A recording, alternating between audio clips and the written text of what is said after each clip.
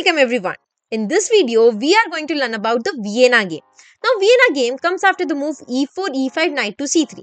In our last few video series, we have seen about the Italian game. We have also seen about the bishop's opening. This time, we are going to have a look at what if you play a knight to c3. This is also an aggressive opening that you can play against your opponent, whoever responds with pawn to e5. Let's get started. e4, e5 and you play a knight to c3. A usual move is to play knight f3 or bishop c4, but knight c3 is the Vienna game. In this video, I am going to cover the most usual and common responses whatever black does and how you can tackle them. So the most common move here from the black side is to play the knight to f6, and the idea behind Vienna playing the knight to c3 instead of playing the knight to f3 is to push the pawn on the f4 square. If you do it with the reverse colors, with the black, you call it as the Rosio gambit. Now here you are sacrificing the pawn on f4 in the king's gambit style, but with lesser complications. White will have an aggressive move and an attack in the Vienna game. So let's say when he plays his knight to f6, you push your pawn on the f4 square. Now here he has two choices. Either he can capture or he can defend the pawn on the e5 square. Let's first see what happens when he captures. When he captures on the e4 square, now you can immediately recapture it by playing your pawn to d4 and bishop comes on the f4 square. But before that, you try to take control of the center more by pushing your pawn on the e5 square. Now sadly, this knight has no good squares to go to. Whenever this knight is under attack, he cannot go to the d5 square or to e4 because your knight controls it. And he cannot go on this side because of the queen. The queen attacked these two squares. So sadly, the knight will have to go back. The time knight goes back on the g8 square. Now the threat is that he's going to play his queen to h4 and give you a check. You want to defend that and protect the h4 square, so you play a knight to f3. Here, most common, because your pawn is on the e5 square and is not allowing your pieces to come out, he would play his pawn to d6. Now, irrespective of whatever your opponent does, he does pawn d6 or anything else, we are going to go with a pawn to d4. Now, the idea is simple, that you want to capture this pawn on the f4 square. Here, if he captures it, you cannot immediately recapture as you will lose queen. And as white, when you are doing an aggressive opening, you are actually giving them an attack. And in attack, the queen will be a most active piece. So you don't want to give away the queen. If he captures on the e5 square, instead of immediately recapturing it back, you first play your queen to e2. Get out of the file where the queen can get exchanged. Also, you're pinning the pawn on e5 square now. Next, you can simply capture on the f4 square since it will be pinned, and then you can anytime recapture on e5. Not a big problem. Here, if he defends it by playing his knight to c6, you first capture on the f4 square with the bishop, and now when he unpins the pawn on e5 by playing his bishop to e7, you can then go and capture on e5 with your pawn.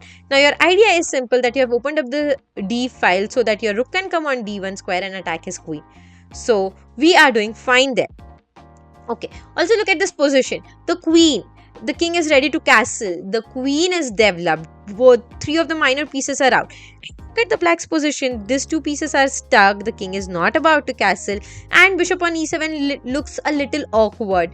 Also, the knight cannot come on the f6 square. Where is this knight supposed to go? The pawn is taking control of the f6 square.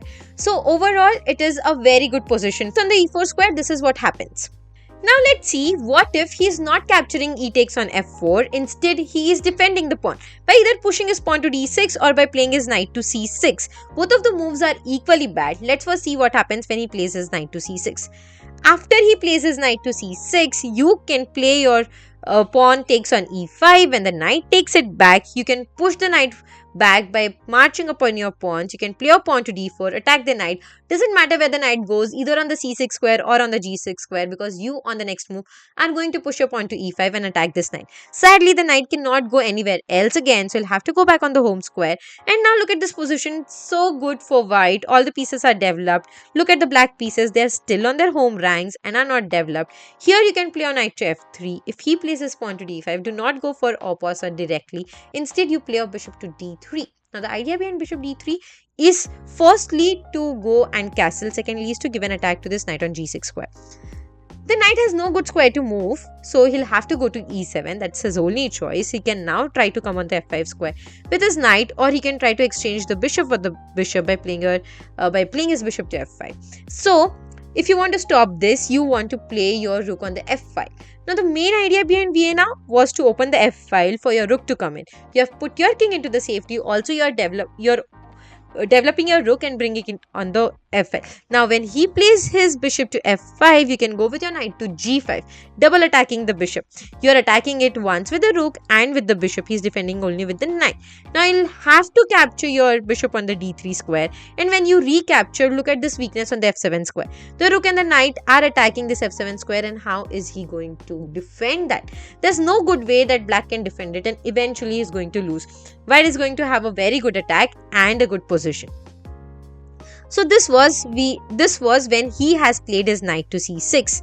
Now let's see what if he places pawn to d6. Doesn't matter even if he plays his pawn to d6. Now you don't immediately go for capture on the e5 square. Instead, you can go with your knight to f3. Now after knight f3, when he places knight to c6, now idea behind knight f3 was to give an attack on the e5 square twice. He was only protecting it with his d pawn, so he brought one more defender. He played his knight to c6. Now you can play your bishop to b5, pinning that knight to the king. He unpins it by playing his bishop to d7. Now you play your pawn to d3, protecting your e4 pawn.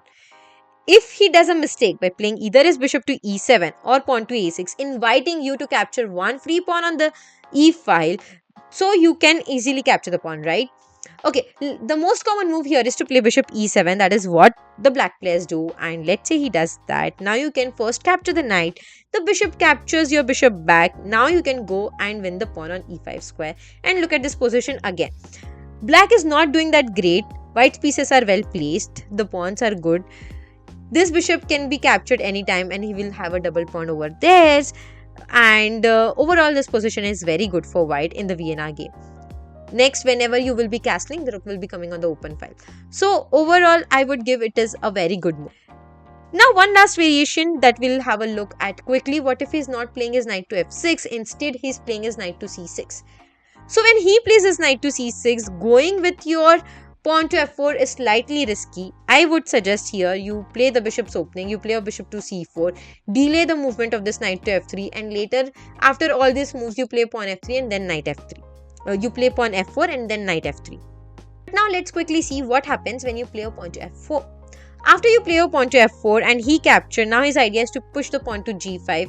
He can also get his queen immediately on the h4 square, so you'll have to defend it with the knight. Let's say you go with your knight to f3, so he can now play his pawn to g5. Next idea is to push the knight by playing the pawn to g4 square, and that will be a little risky again. So what I suggest is, instead of going with your knight to f3, allow him to come on h4 square. You first play your pawn to d4. When he gives you a check, now you can go with your king to e2, and black is not having that much of attack. You can anytime deal with this. You can then play your knight to f3 later, and the position will be comfortable for white to play. But why to risk the game? You should always go for bishop's opening whenever your opponent plays knight to c6.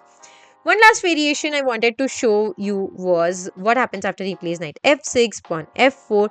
Now here the correct idea is to play the pawn to d5. Don't play pawn d6, don't play knight c6, do not capture e takes on f4. Instead, you first play a pawn to d5. Now pawn takes on d5 is fine. Here you can capture on the e5 square with your pawn, and he can capture your knight on the he can capture your pawn on the e4 square with his knight. If you want to recapture it, you can do it with the knight, but better move is to play your queen to f3. Now the knight is in danger, so he want to move back. Let's say he captures your knight on the c3 square, then you can capture it back, and it looks like black has not developed any of his piece. All the pieces are on the home rank, while you are up in his camp, and the diagonals for the bishops are open. You can anytime strike in. You can castle on either on the king side or on the queen side. Anything is fine, and the position will be completely good for white. Here, if he places bishop to d6, you can go with your bishop to f4. If he places pawn to c5, trying to strike it in the center, you can now first go with the long castle. He can play his knight to c6. I'm just showing you a quick continuation of the game, that what your opponent can do. You go with the bishop to c4, taking advantage of the d file, pinned pawn on the d file, because if he captures, he will be losing the queen. So he would want to unpin his queen, and he can go with his queen to a5, attacking your a2 square. Doesn't matter, you are going to win the pawn on the d5 square. One better move is to play bishop takes on d5. He capture, you can capture it back, and then you're threatening a checkmate on the d7 square. But in one of the game, an interesting continuation happened where the opponent played his rook to d5. When the bishop captures on the d5 square, you capture it back with the queen, threatening to give a checkmate on the f7 square. If he defends it with his queen, now you can go with your knight to h3. There are two ideas behind knight h3. One is to go with the knight to g5 square. Other one is to play your rook to f1 and attack this weakness on the f7 square. Here your opponent might try to give you an attack to your queen by playing his rook to d8, but that doesn't stop us because you can go with your queen to e4 anytime. Now the idea is still the same, that you want to go knight g5 and attack on the f7 square. When he plays his bishop to e7, you first sacrifice your bishop. Bishop takes on the f7 square, king captures it.